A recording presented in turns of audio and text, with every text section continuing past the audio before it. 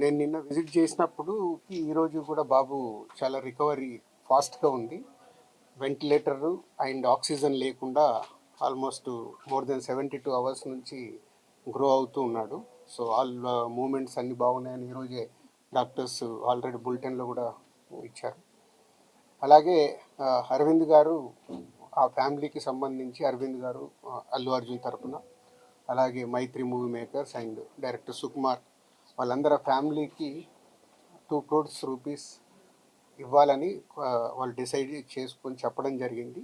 దీన్ని ఆ ఫ్యామిలీకి ప్రాపర్గా యూజ్ అయ్యేలాగా, ఎస్పెషల్లీ పిల్లలకి, బాబుకి, పాపకి అండ్ భాస్కర్ ఎవరైతే రేవతి గారు హస్బెండ్ భాస్కర్ ఉన్నారో అలా ఫ్యామిలీకి యూజ్ అయ్యేలాగా. సో డెఫినెట్గా వాళ్ళు అడిగారు, నేను లీడ్ తీసుకొని వాళ్ళ ఫ్యామిలీకి ఉపయోగపడేలాగా చేస్తాం. అలాగే ఇండస్ట్రీ నుంచి కూడా రేపు సీఎం గారు అపాయింట్మెంట్ అడిగాము. ఇండస్ట్రీకి సీఎం గారితో కూడా రేపు మీటింగ్ ప్లాన్ చేసాము. ఫర్దర్గా కూడా అన్ని హెల్తీగా ఉండేలాగా ఎలా వెళ్ళాలి అని దాని మీద రేపు మీటింగ్ ఉంటుంది. అందరికీ కమ్యూనికేట్ చేస్తున్నాం. అంటే ఈరోజు హాలిడే కదా, ఆల్రెడీ ఈరోజు మార్నింగే కన్ఫర్మేషన్ వచ్చింది సీఎం గారిది. సో అందరికి మార్నింగ్ నుంచే కమ్యూనికేట్ చేస్తున్నాం.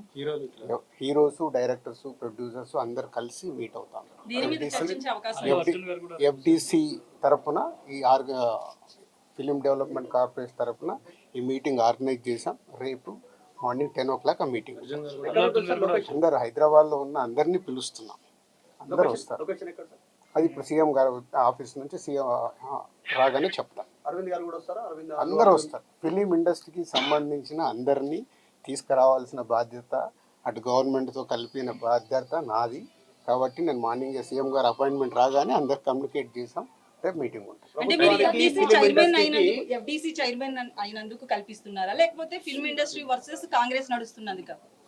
నేను ఫిలిం పర్సన్ కాబట్టి నన్ను సీఎం రేవంత్ రెడ్డి గారు ఆ సీట్లో ఉండి ఇండస్ట్రీకి గవర్నమెంట్ మధ్యలో బ్రిడ్జిగా ఉండాలని అడిగారు. అదే చేస్తున్నాను. ఇంకా నేను కలవలేదమ్మా, అంటే వచ్చి నుంచి నేను దీంట్లోనే, అంటే గవర్నమెంట్తో ఇప్పుడు సీఎం గారు అపాయింట్మెంట్ తీసుకొని ఇండస్ట్రీని కలపడానికి చేస్తున్నాను. కలుస్తాను. అన్ని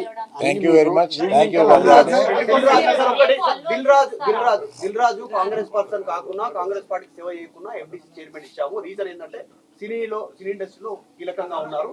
ప్రభుత్వానికి, సినీ ఇండస్ట్రీకి వారధిలాగా పనిచేస్తున్నారు. సీఎం కూడా చెప్పారు, మీరు అదే చెప్తున్నారు.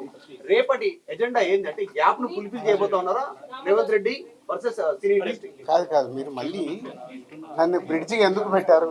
ఇండస్ట్రీకి, గవర్నమెంట్కి హెల్తీగా ఉండాలని. ఇది అన్ఎక్స్పెక్టెడ్ ఇన్సిడెంట్ జరిగాయి. వాంటెడ్లీ ఎవరు చెయ్యరు. నేను నిన్ననే చెప్పాను మీ అందరు క్లారిటీగా. సో రేపు సీఎం గారు తర్వాత అన్ని అయిన తర్వాత ఇంకా క్లారిటీస్ ఇస్తాను.